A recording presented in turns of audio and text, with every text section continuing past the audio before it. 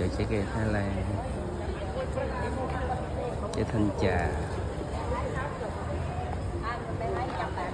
Ủa trái này trái sabuche hả? Sabuche đó. Ồ. Đã không? Chè cái kia là men cà bạc nè.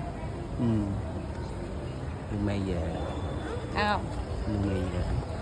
70 ngàn. Bỏ vô vali mình. Ra mua mấy túi đi. Hết rồi. Rồi.